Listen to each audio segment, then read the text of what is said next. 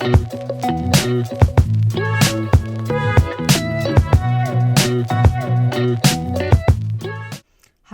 and welcome to the Eco City Girl podcast. I'm your host, Samaya, and on this podcast, we explore what it looks like to center urban Black and brown voices within the environmentalist movement. Because this is our first podcast, I thought it would be worth getting into a little bit about myself, my background, what inspired this podcast, some of the objectives that I'm hoping to achieve, and really just build up the foundation for all the future episodes. Essentially, everything that I'm planning to do will be responding to the question that I had kind of alluded to just previously, which is, what does it mean to center us within the environmentalist movement? And today, along with going into myself a little bit and, how this podcast started, I want to directly address the question of, does the modern environmentalist movement center us? Okay, so a little bit about myself. I was born and raised in Boston and have lived pretty much my entire life in mostly of color urban communities. Around the age of 14, I found myself getting drawn into doing a lot of grassroots and political organizing.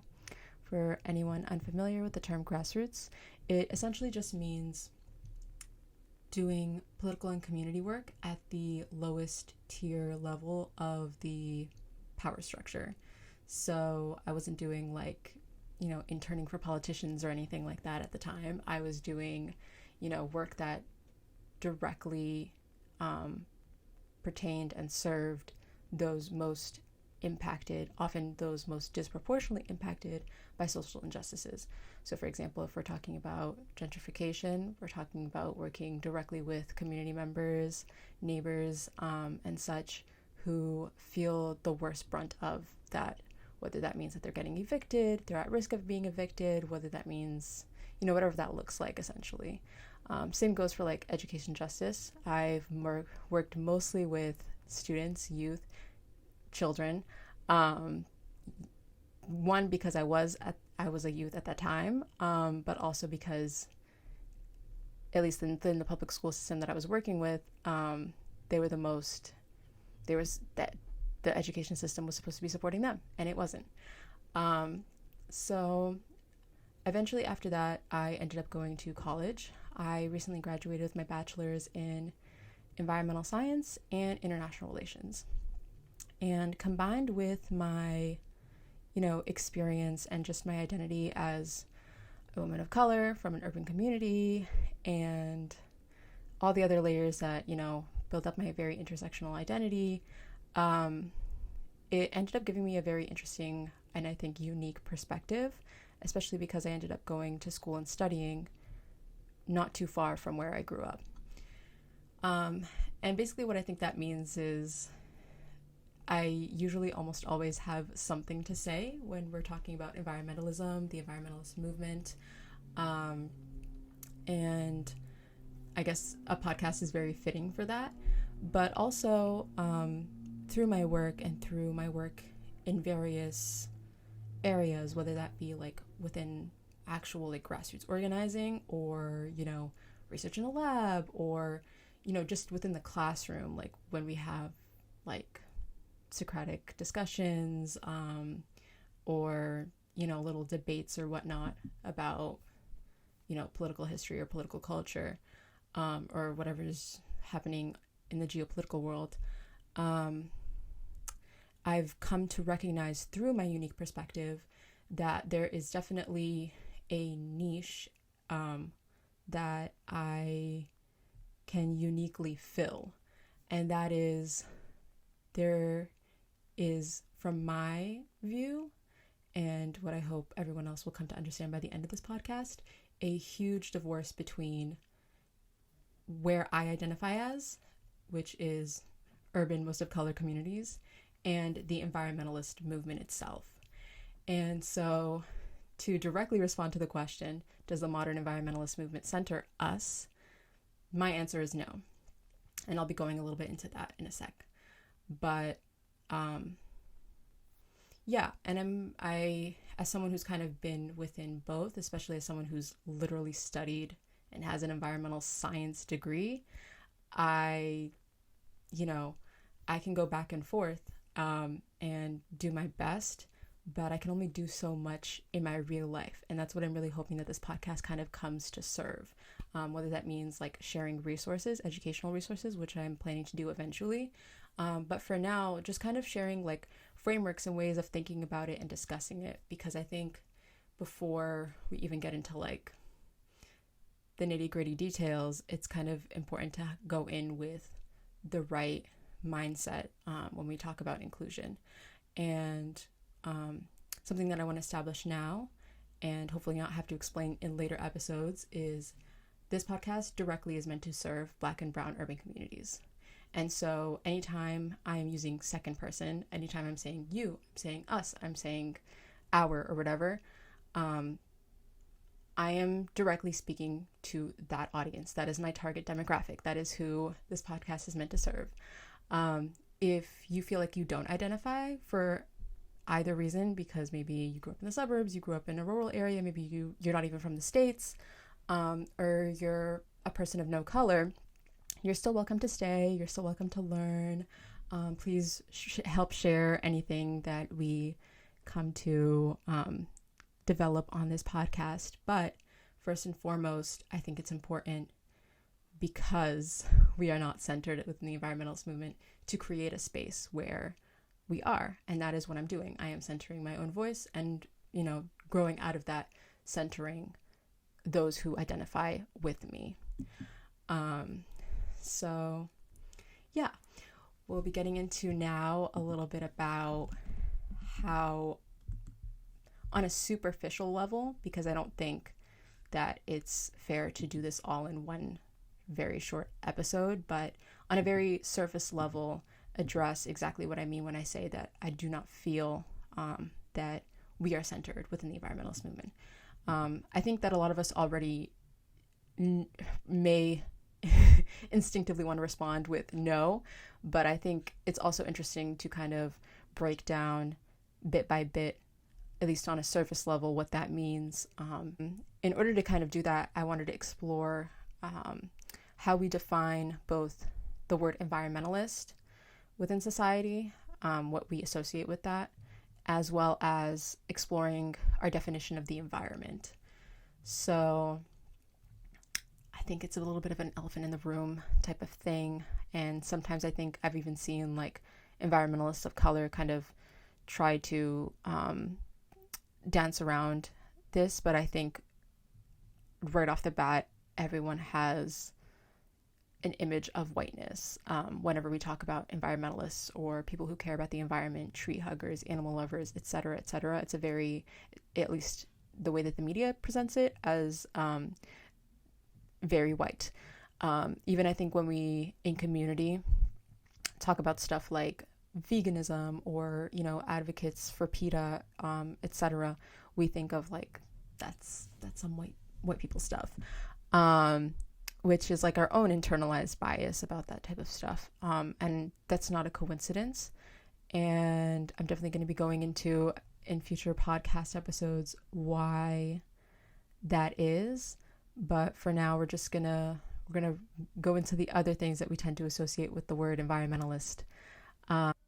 Whiteness aside, the other thing that I have found that we subconsciously associate with environmentalists are a number of wealth symbols of affluence.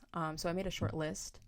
Number one, Patagonia jackets, which are kind of interesting because they initially started as symbols of sustainability because they're very durable, ideally kind of like a North Face, like you really only need to buy it once and you hope that you don't have to like repurchase it every single year.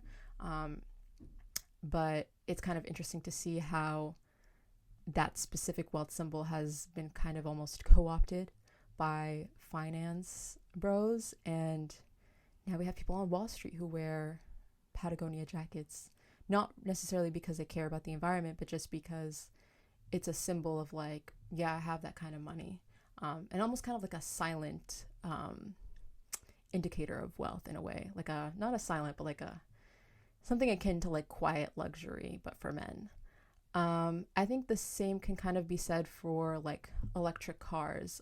We think of an environmentalist as someone who probably drives a Prius, or a Tesla. And I think Tesla specifically as a brand has done an interesting job of kind of doing the same thing, um, of, making an electric self-driving car not only something that is like great for the environment, but also kind of like a symbol of like, luxury essentially. Like, not only are you saving the planet, but it's telling people that you got it, you've got money like that to afford a Tesla car.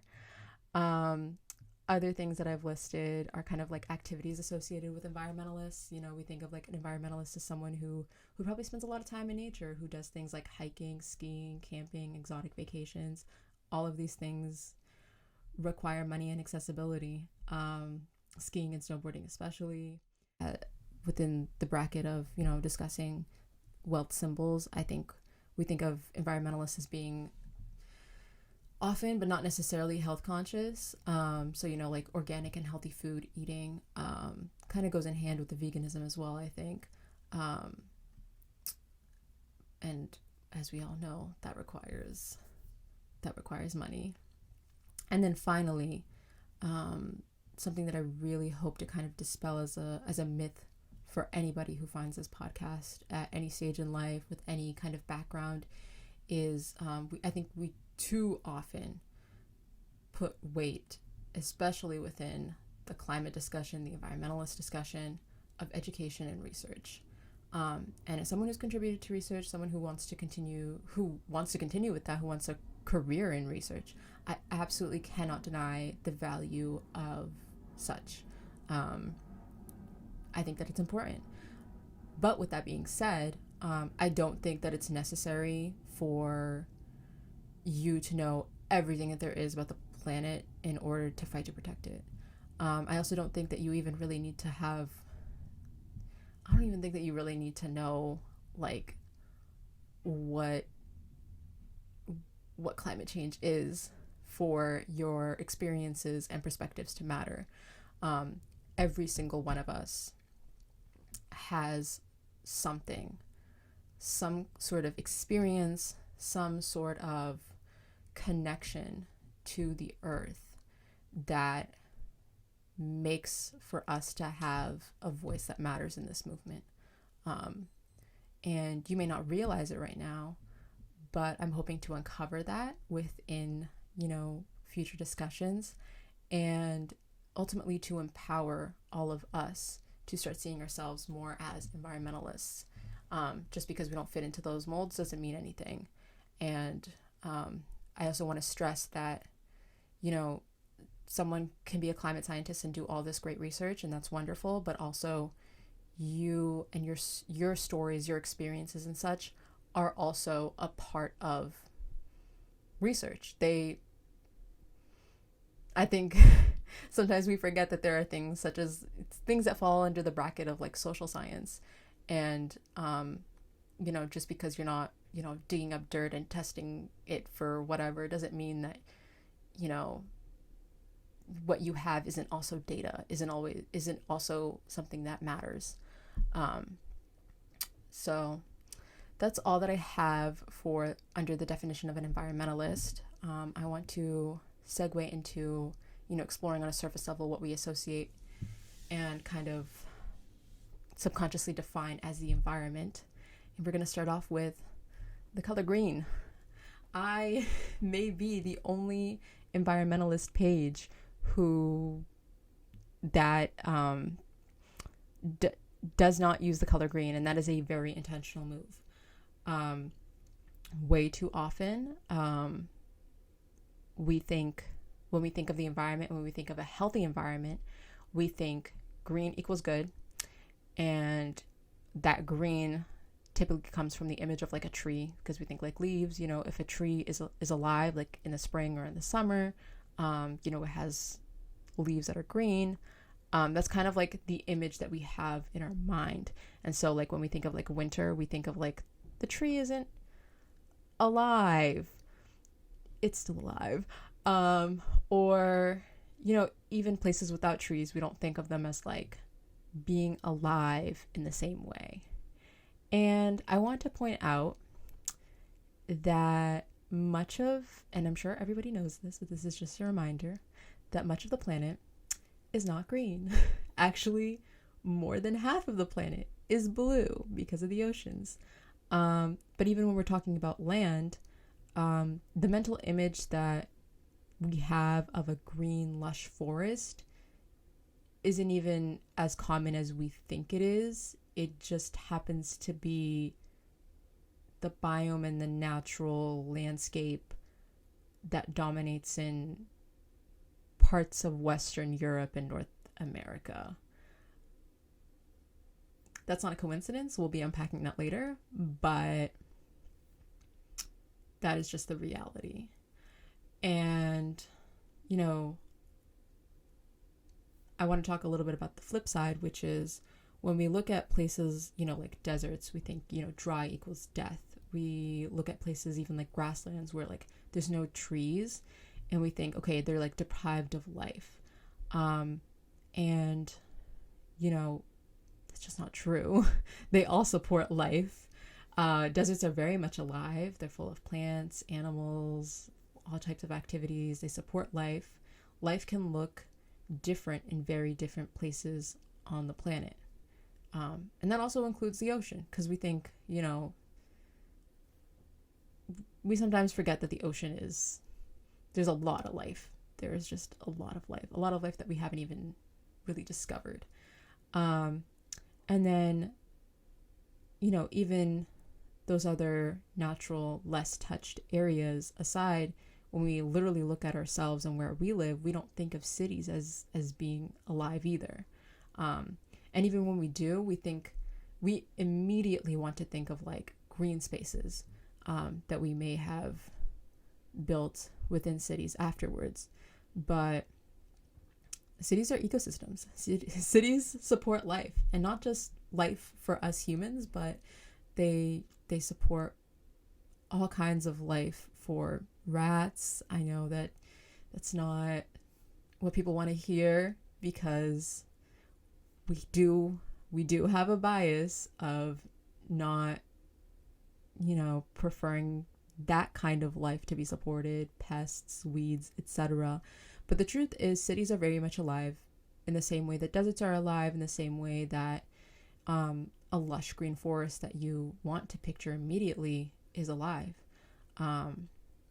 And ultimately, the reason why this matters is because these biases that we hold about what is an environment, what is a healthy environment, directly speak to when we're making laws and we're making decisions about what environment is worth protecting and how do we approach protecting said environment. So we don't think about deserts and protecting them in the same way that we think of protecting forests. And that's not to say that forests shouldn't be protected. But the point that I'm trying to make is we don't put nearly as much effort into the other places. And that often leads to those places that seem less alive as being neglected, including our own communities. We don't see our communities as worthy of protection in the same way. And that also leads unintentionally often for bigger decision makers to neglect our voices because they see us as only tied to those less important areas, less important environments. So all of this to say that, you know, empowering our voices, not like just for ourselves, but like empowering our voices and giving ourselves a platform, especially like on a political, a geopolitical scale, that starts with recognizing the importance of the environment that we're on, the environment that supports us and our communities, and validating our own environment. So on a very surface level, I'm sure that I was able to paint the picture of, you know, exactly what that divide looks like, where we are and where the environmentalist movement likes to at least center its work on. Of course, especially in recent years, there's been a lot of move to, consider us. But something that I'd like to point out is, especially when we talk about like diversity and inclusion, a lot of the times I've witnessed many of those initiatives, and this is not to say that they don't have the best of intentions, but we are still almost always considered more of like an afterthought rather than centered within the issues, centered within the decision making, centered within consideration when we're talking about different approaches and different policies and etc. And I find that this effect of being, considered more of like an afterthought often has to do with the fact that the justification that is used for including us has to do with people of color, especially within the global South, but just in general, often being disproportionately impacted by climate change. And that's that's true, and that is something obviously to consider. But this podcast is going way beyond that. I am beyond just looking at the effects of climate change, looking at literally how we are centered within the source of climate change.